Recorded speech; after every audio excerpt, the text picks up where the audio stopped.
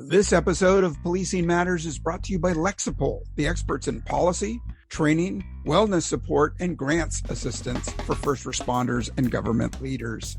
To learn more, visit lexipol.com. That's LEXIPOL.com.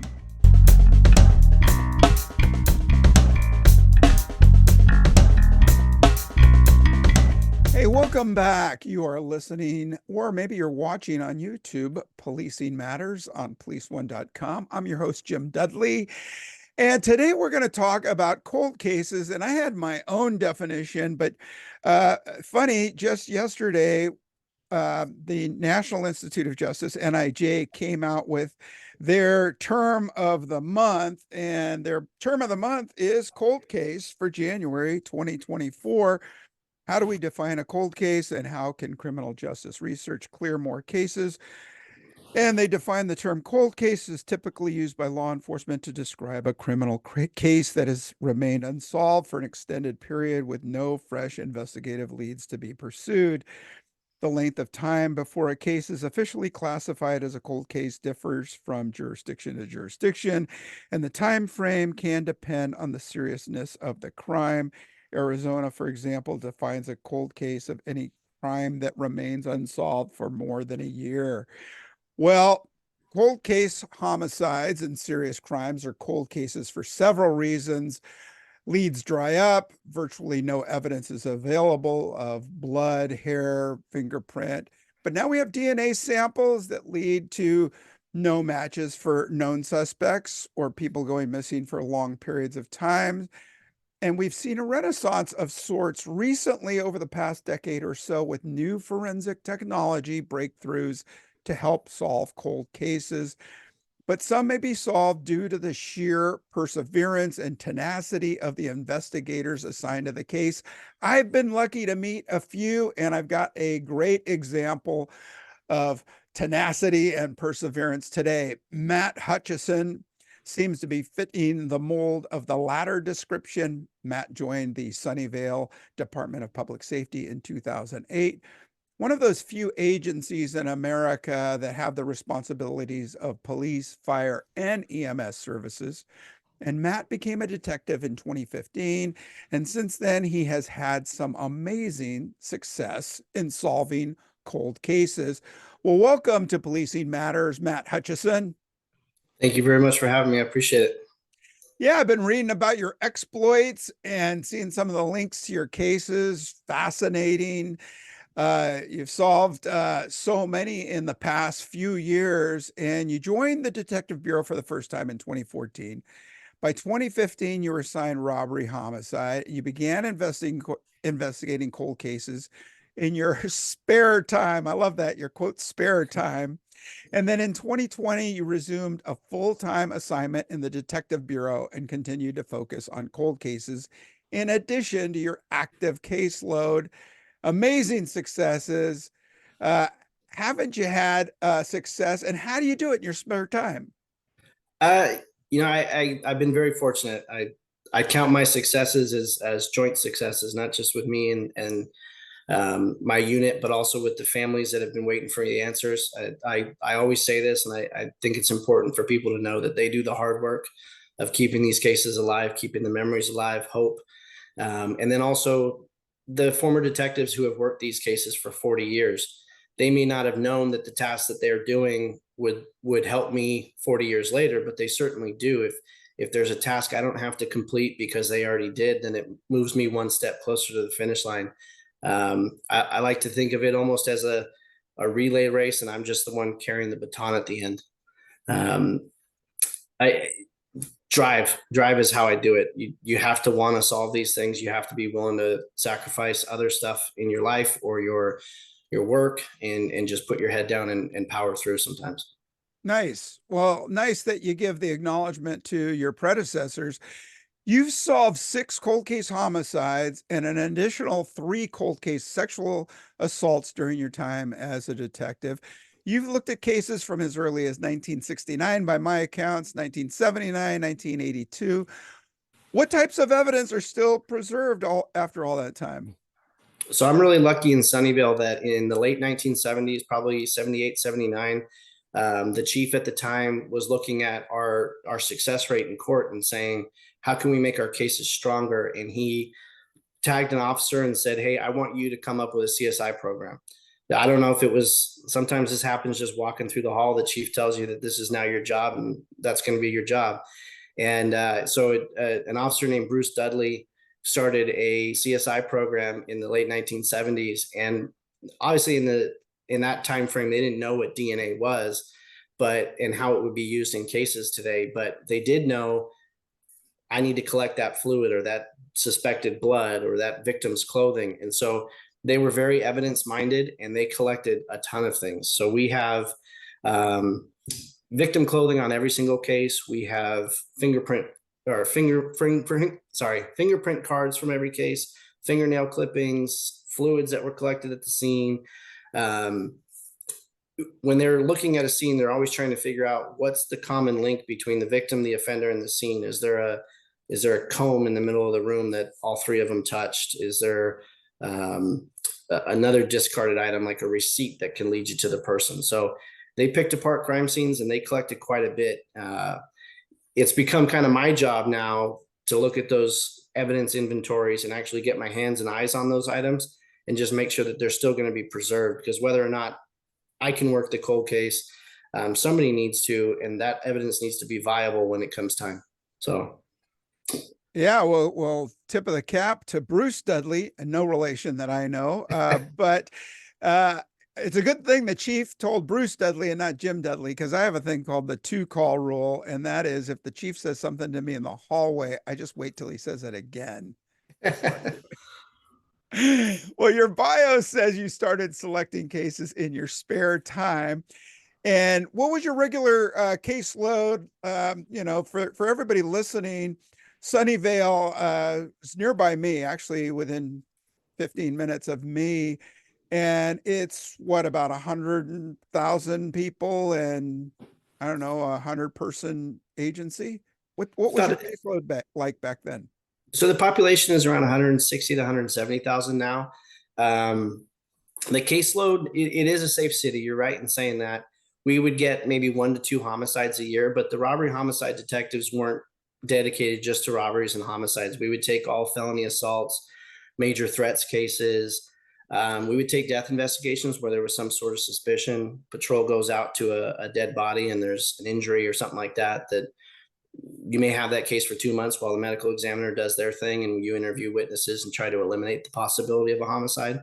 And then we also take all officer involved incidents. So some years were more lean than others, and then some years it was really hard to try to carve out the time for the cold cases. But what I would do was we had a cold case volunteer. Her name was Carol. She was featured in the article that you mentioned. She's a private citizen who would just read these cases with curiosity. She didn't have a law enforcement background. She worked in HR for many, many years. And when she retired, she wanted to challenge. So she would read these cases. She would look at the scene photos and just mark out a list. Hey, did you guys think about doing this? Can you do this? Is this interesting? Is this pertinent or not? And sometimes she was dead on and it would be something that would be kind of a light bulb moment. Like, yeah, we need to do that. And other times it would be something like, I appreciate that, but no, we're not allowed to do that, or that's not going to work, or whatever the case may be. But I learned early on that she was somebody to listen to. And so when she brought cases forward and things, if other people didn't have time, I would take them and I'd go right to my lieutenant's office and say, I need to work this case. Can I have this case? And that's kind of how I got my start, was befriending her and listening to her and not taking no for an answer when my lieutenant said, you have enough work to do. Well, that's great. And tip of the cap to Carol. And maybe that's what we need. Maybe we need fresh eyes and for people to look at. I mean, there's so many ancillary groups of citizens that are reviewing cold cases online and giving tips to agencies, just like Carol's doing. And, maybe, yeah, go ahead. I would say, to your point of fresh eyes, one of the things that I like to do is I like to block out. I say thank you to the former detectives, but I also like to block them out. There's no shortage of guys that have rotated out of the bureau that will tell you like, oh, you're working such and such case. I'll tell you who did it. I don't want to hear any of that. I want to look at a case for the first time with no preconceived notions. And that's kind of the beauty of Carol, is that she's able to do that, and people don't come and bug her with their ideas on a case or their theories. And I think that if you get caught up too much in the theories, you'll miss things. Yeah, and sometimes it is, the straight line from point A to point B, and we get caught up in, these shaggy dog stories, and we go, we bite on the wrong evidence. So great mentioning Carol. So you had a full plate, you still picked these out. Carol, what was Carol doing? I mean, was it just a variety of reasons that she picked out a case, or something she saw on TV and thought maybe, oh, hey, maybe we could do this here? I think in my conversations with her, I think what she tried to do is she picked cases where she identified with the victim or felt some sort of a connection with them. Two of the cases that she worked the most were young girls who were brutally attacked and killed, and so it's not hard to see a case like that and want to put every effort you can into it, because this is just such a vulnerable victim. And I think that Carol identified with those victims and felt an emotional connection to them. And then once she kind of dug in and learned about those cases, it became a passion to her, and she wanted to know as much as she could about all of the cases. Um, she had to move on. She retired from her retirement gig and moved away and is enjoying her downtime. But I hope she sees this someday, because I tell her all the time, Carol, these cases aren't possible without you. Yeah, I'd love to talk to her. And it's interesting that if that's her approach, it is opposite of what you're supposed to be doing, right? Taking a dispassionate, evidence-based, objective look at the evidence, rather than having the empathy, or having sympathy for the victim and then looking at it in those terms. So, yeah, it'd be great to talk to Carol. So she picked out the cases based on the sort of profile from the opposite view of not suspect driven, but victim recognized. I want to ask you about resources in your agency, um, in the cases that you've solved, and maybe some that you haven't yet. But first, I'd like to take a quick moment and thank our sponsor. Lexipol empowers first responders and public servants to best meet the needs of their residents safely and responsibly. Serving more than 2 million public safety and government professionals in over 8,000 agencies and municipalities, Lexipol offers a range of solutions that includes policies, training, behavioral health resources, news and analysis, and grant assistance services for law enforcement, fire and rescue, EMS, local government, and other agencies dedicated to public safety.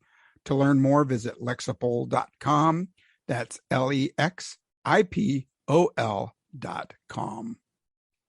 And we're back, and I'm speaking with Detective Matt Hutchison at the Sunnyvale Department of Public Safety. Matt, I mean, I've read some of these cases that you've solved, and if we went around our usual procedures, sometimes maybe some of these cases wouldn't be solved, but you've shown some drive and determination and some novel approaches to gaining evidence that maybe you didn't even have yet. And in one instance, you posed as a busboy. Tell us a little bit about that one. Yeah, so it was I believe a 1996 sexual assault of a child. We had good evidence. We had a male profile for DNA. And we used genealogy to work back to a potential suspect pool. And once we got to that suspect pool, we started eliminating them one by one. And obviously, if we go knock on the door and say, "Hey, look, this is what I'm investigating," if we're too close to the suspect, bells and whistles go off, alarms get keyed, and this person knows what we're doing. So we don't want him to flee. We don't want him to destroy evidence. So we have to do it surreptitiously, under color of darkness. We sneak up. One of the most common ways that we do it is by collecting trash. So it's typically not very hard to look up the trash schedule in a certain neighborhood and sneak up at 3 a.m. while everybody's sleeping and take bottles and cans and whatever else might have DNA and scoot away with them before we're ever detected. In this case in particular, this gentleman lived in an apartment complex, so he had communal trash, which even if we were able to watch him walk down the stairs and throw his bag on top of the heap, it would have been difficult to get to it because it was also a gated complex. So we would stick out. So we had to get creative. And I started looking at social media. What type of pattern of life can I determine for this guy? And I quickly latched onto his brother's social media because his brother posted really regularly. And I noticed that every year they were at the same bar on St. Patrick's Day, locally. And so I went to my department and I said, I think he's going to be at this bar. This holiday is 5 days away. I need you to trust me. I need you to cut me loose and let me do this. And fortunately, they agreed. And so then I got a hold of the bar owner, and I'm sure he wouldn't want his bar identified or him identified, but I'll say that he's a really good guy. It took 2 seconds of explaining who my victim was and what happened to her for him to say, whatever you need, we'll get out of the way, whatever you need. So I volunteered. I said, I'll be a busboy for the entire day. I don't know when he's going to show up, but I'll be there from open to close, and I'll be waiting. So what we did is I put on the uniform, and they introduced me to staff as the new guy and said, he's just here to help, run him ragged. My feet hurt like hell at the end of that shift. But we had a couple of detectives in the bar as patrons to be my cover because I had to be distracted and moving around without any kind of protection. And then we had a surveillance element at the suspect's house to be able to give us updates when he started moving in our direction. And sure enough, around, I think it was 7 or 8 o'clock at night, he showed up, and I made a beeline to him and said, let me get you a table. I put him in a position where I could continue to watch him and collect things. And ultimately we got, I believe it was 2 plastic straws that he had been drinking out of, a plastic cup that he had his beer from, and a bunch of half-eaten chicken wings. And ultimately we got a 1-to-1 match on his DNA. Wow. Well, they got a day's work out of you, but you solved the case. That was great. And so in an AFIS case or a fingerprint case, automated fingerprint identification. So we can't just take that fingerprint and run up to the DA and say, hey, I need a warrant on this. I got your guy. You've got to do some other checking to make sure that is your guy, right? Absolutely. In fingerprints, especially, where the fingerprint is critical. So at a 1979 case that was solved on fingerprints, but the homicide took place inside of a bar. So if a fingerprint is on a bar top where every customer is going to touch, or an entry door where every customer is going to touch, it's a lot less probative than if it is on a murder weapon or on a safe that's been opened during a robbery or things like that. So, but even when you get that really close link to where your victim was killed or an item that was touched by the suspect, you still got to do your work. So in that case, we didn't know, could this person potentially have worked at the bar? Does he have an explanation for his fingerprints? So we kind of slow played it. I called him and I was just speaking to him very generally. Have you ever been to Sunnyvale? Have you ever been to this bar? And of course I know the answers, but I let him lie, and I didn't jump in and confront him, and I let him lock himself into lies. And then I went back out to him a second time, and now we're face to face, and I confront him a little bit, but I don't let on just how much I'm suspicious of him. In that case, his fingerprints were matched to a lift that was taken during a 1977 arrest. So it was just thrown through a Xerox copier and automated from that. So you got to imagine the quality is really poor. So when I go out to him for that second interview, I'm trying to convince him to give me consent for a new lift of fingerprints, real clean and nice. And sure enough, he gives it. So that one fingerprint identification becomes 17 because now we have better identifications. So now it's time for the confrontation, and we go out and we can make the arrest and the confrontation and confront him on his lies and not accept any of those explanations. Nice. So you got to be strategic on how you approach these things. Of course.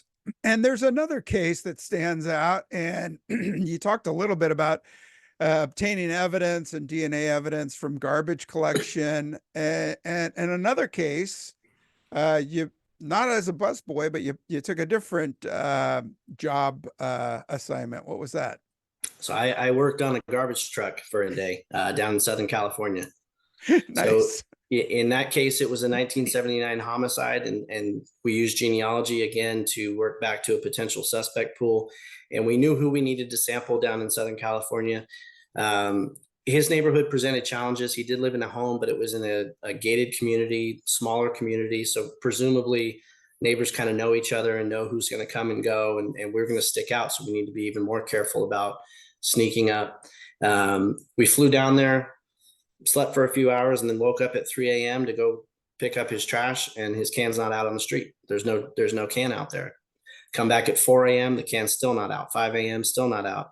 6 a.m. it's still not out. Well, now we got to catch our plane to come home, and we're going to get skunked. So we catch our plane to come home without any evidence. But I talked to the detective down there, and I say, hey, can you just sit down the street and tell me if he rolls his can out like right before the trash truck comes through, or maybe he's just on vacation this week and we just got unlucky. And sure enough, when I land, the detective calls me and says, trash truck comes through at 11:30, 12 o'clock. He worked his can out at 11. So now I'm posed with some challenges here, because if I just walk up at 11 o'clock in the morning and start digging through his can in this residential gated community, I'm not going to look like a recycler. I'm going to look like a cop taking evidence. He also had a camera right above his garage that pointed down at his cans. So we had to be really careful. Again, this trash company would probably not want to be identified or any of that, but I'll say thank you to them discreetly. They didn't balk at it at all. I called them up and I said, look, I need to ride on your trash truck. We need to go to this address, pick up the entire can and drive away with it. And they said, whatever you need. I told them who my victim was, and they said, whatever you need, let's solve it. So on the morning of the operation, we flew back down the very next week. I got on the trash truck. We had to modify the truck a little bit. So we put in a tarp on the inside of where the can would dump in the top to create like a catch basin. So all of his trash would be collected and not interact with any other gunk that was inside the truck, because they're disgusting. And we also had to disable the compactor arm. So I learned a lot about trash trucks that day. I guess as soon as it's dumped, the compactor arm smashes it all to the back. So we had to disable that so it wouldn't disturb our evidence. So I drive up with the driver and I say, look, that's your can. You're going to pick that can up like you normally would, and just act natural. So he dumps the can into our catch basin. And I said, now you need to drive up to the next address, and I want you to act like your truck is breaking down. So he picked up the can and started lifting it up and putting it down as if he couldn't get it to dump in. I said, get out of your truck and make a fake phone call to your boss and say, hey, truck 42 is down. We're going to need somebody else in this neighborhood. And he did it. I mean, Oscar to him, he played the role, and he sold it. And we drove away out of that neighborhood with a trash can full of evidence, took it back to the police department, laid it out on a tarp, and just picked through it item by item until we got what we needed. And ultimately, again, in that case, we got a 1-to-1 match to the person that we were targeting. Awesome. Well, yeah, I mean, great effort there. Great documenting the way it all went down, so you could come up with that plan. Was there a point where you had another associate in the back of the truck? When we had to rig up the tarp, we had to climb in there to rig up the tarp. And my associate was waiting back at the station. He didn't have to put on the uniform and be a trash man for the day. Okay, I was thinking that was why you disabled the arm, so he wasn't crushed in there. But yeah, nobody would volunteer for that one. No. So the key to solving these cases, you've mentioned genealogy a couple of times. How has the innovation of IgG, or investigative genetic genealogy, been for you in solving these cases? It's a really exciting tool. You're able to cast a much wider net. CODIS is obviously going to be limited to people who are known offenders, but genealogy, you can go much wider. And if you get the cooperation from family members that are distant from your suspect, you can dig down even deeper. So, like in a 1982 case, we matched to third cousins through genealogy. And we actually went out and met with one of them and rolled out butcher paper across her kitchen table and filled out her entire family tree by hand and identified 2,000 people that we wouldn't have known about otherwise. Wow. Sat with us for hours and cooked us dinner. So genealogy is huge, but the truth is you still got to get to DNA. somebody who's picking up a cold case for the first time, they might not be lucky and find out that they've got an unknown profile in CODIS that's been in there for 30 years. What they may more likely find is that evidence hasn't been touched, and they've got to identify the right item and send it off for testing at their crime lab. And there's a whole process that goes down. Now you've got a sample. Now you go into CODIS and don't match. You try familial through CODIS, DOJ, and it doesn't match. Now you might be able to try genealogy. But genealogy is not a magic bullet where you plug it into the system and you get it back and they give you an answer saying it's one of 5 people. In fact, the company that did genealogy for us on that 1982 case said, your matches are so distant at this third cousin range that you're never going to solve the case. And we wouldn't even feel right charging you for genealogy work because it's not solvable. And that's unacceptable to me. So we just keep working it and we eventually find that match. So just know going into it, if you're a new investigator to genealogy, it's going to take twists. It's going to take turns. There's going to be disappointments and hangups.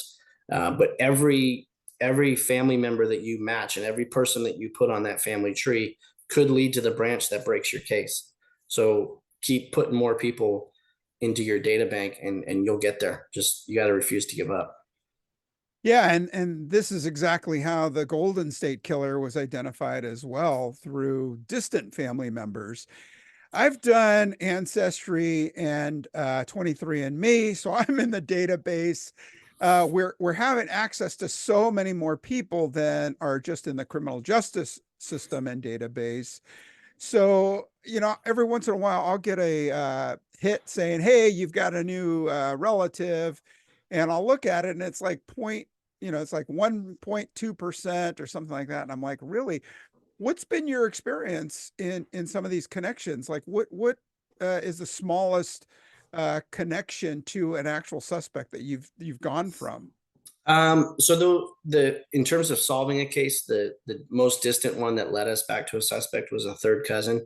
But when you look at all the matches, the companies will give you an estimate of how related they think the person is, not just the percentage that you're mentioning, but they'll actually tell you, like, this is the 5th or 6th cousin. Right. I don't know very many people who can identify 5th or 6th cousins in their family.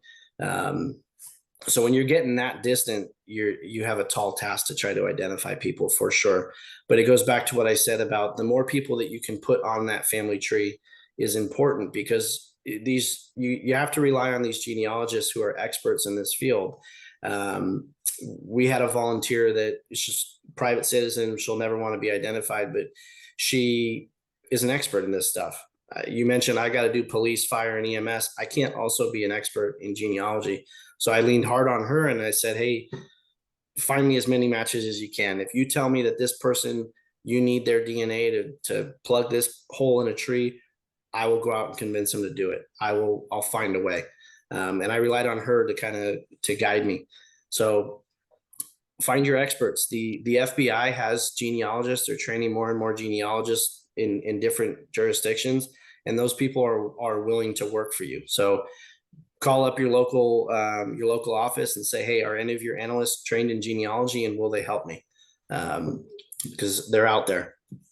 Yeah, that's great. And so, I always wonder how much of our investigative techniques do we give away, and particularly involving sex offenders. Now, recidivism of sex offenders is still pretty high, but I wonder if it's not as high as it should be, because we give away so many investigative techniques when we testify in court, when we give over the exculpatory evidence to the defense.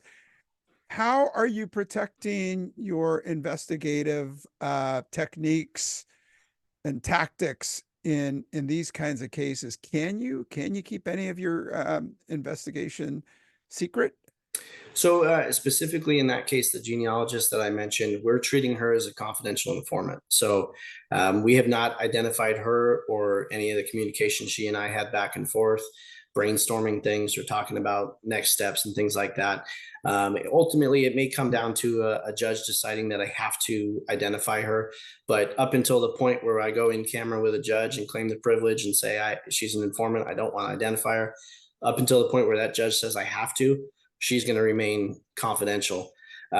Certain things about like, hey, on this date and time, I went to this house and I collected their trash. That's going to get out. I don't have a choice about that, but I believe we're going to do a good job of protecting that genealogist and keeping her confidential. Yeah, well, whoever she is, she's an unsung hero. And boy, we're tipping our cap to everybody today. Uh, I'm glad that we have, that kind of support. How about other support in the cases? There was a district attorney, an assistant DA, who gave you so much praise and said that the bottom line is that you're the man, you're the difference in solving these cases that have gone unsolved for so many years. What's been your support from the district attorney's office? So the DA that you mentioned, his name is Rob Baker, and he's an absolute awesome person to work with. He's a partner from step one to the end. So when I pick up a case, I call him and I say, Rob, I'm going to work the 87 case of such and such. What are your thoughts on it? And we go back and forth, and it's constant communication. We may talk 3 times in a day. We may not talk for 3 weeks, but he's somebody that I can always go to and ask questions of and brainstorm and bounce ideas. And it's good to have a person like that who's going to be of the mindset of how do we present this once it gets to court.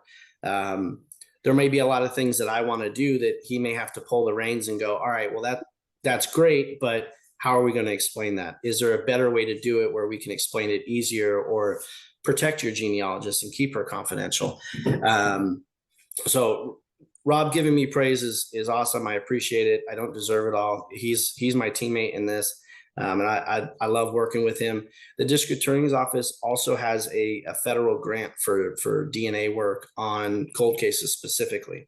So, and that grant not only pays for things like genealogy and updated testing, but it also pay for travel if it's a lead that's based on genealogy. And so for the last probably 2+ years, the DA's office has footed the bill numerous times for me to travel places, contact people, collect DNA, and do all kinds of stuff.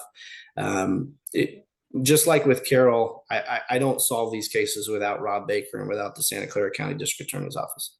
Nice. Well, it's great to have that kind of relationship and to have that kind of guidance and someone you could bounce these ideas off of you, so your case is bulletproof once you take it to court. That's awesome. Yeah. Hey, I am going to be respectful of your time, and I hope you are taking notes. I hope you're keeping a journal because you've got the makings of a great book down the road. Hey, if you could offer one important piece of evidence, or maybe a couple, to a new cold case investigator, what would it be? So you mentioned earlier about kind of separating the feeling personal about these cases and passionate about them, but also just being kind of job set minded. I try to blend them, and I think that it's okay to take it personal to a certain level. And what I mean by that is we're all short staffed. We all have heavy caseloads. We all have distractions in the job. Yeah, it would be nice to socialize in the bureau. There's a camaraderie that goes on back there. And there's days where my energy level or my drive to work these cases gets low. And where I personalize them is I put myself in the position of the victim's family, and I just say, would the excuse of I'm busy today be enough for that father who lost his daughter in 1982? No, it wouldn't. And it wouldn't be enough for me if it was my loved one. And so that charges me back up to work these again. I personalize it as well. I put a picture of the victim at my computer, and I have access to it so that in those moments where I'm feeling like I don't want to work it that day, I see her or I see him and I say, no, it's not right. That doesn't sit well with me, that I'm not doing what I can for that person. We talked about the drive and the determination it takes. You have to, a lot of agencies aren't going to force your hand and say, yeah, you got to work these things, even though you're busy. You got to want it for yourself. You got to want it for that victim's family. Don't give up. Don't give up. Don't give up. There is evidence out there. DNA is getting more and more sensitive. Genealogy is just getting more and more prevalent. Look for creative ways. Be smart about it. Be creative about it, and don't give up. The last thing I would say is every case that I pick up, I fully intend to solve. And I truly believe that if if I don't give up and they let me be a detective long enough, I am going to solve it. That being said, I'm also realistic to know that I could get pulled out of the unit at any time. Every case that you pick up, you can leave it better than you found it. Always advance the ball. If you eliminate a suspect, if you pull apart an alibi, even if you just repackage evidence in a way that preserves it, you're setting up the next detective to be able to have success. So document everything, why you did it, how you did it, what you were thinking, and what you didn't do, and always advance the ball and make the case better than you found it. So those are my things. People can reach out to me. I'm passionate about these things. I want every agency to work them. Don't accept no for an answer. If your boss tells you you don't have time for that, you will make time. These cases can be solved when they need to be. Nice. Well, thanks, Matt. Matt you. Hutchison, detective at Sunnyvale Department of Public Safety, talked about DNA, talked about the advances in genealogy. And I've been to a couple of trade shows, and I've actually interviewed a couple of people about the advances in DNA sampling and matching. And with real live cases, they can do the match in as little as 30 minutes. So no reason why an agency isn't taking advantage of all of that. Hey, to our listeners, let me know what you think. And do you have some good ideas about or a good case of cold case solvability? Let me know what you think. Drop me a line at policingmatters@policeone.com. That's policingmatters@policeone.com. Matt, thanks again for sharing. Hope to read more about it, and I look forward to your book down the road. Thank you very much. We'll see you on the next one. I'm bringing 2 more to you, I hope. All right, sounds good. Take care. All right. Take care. Hey, to our listeners, take care out there. Thanks for listening. Talk to you again real soon.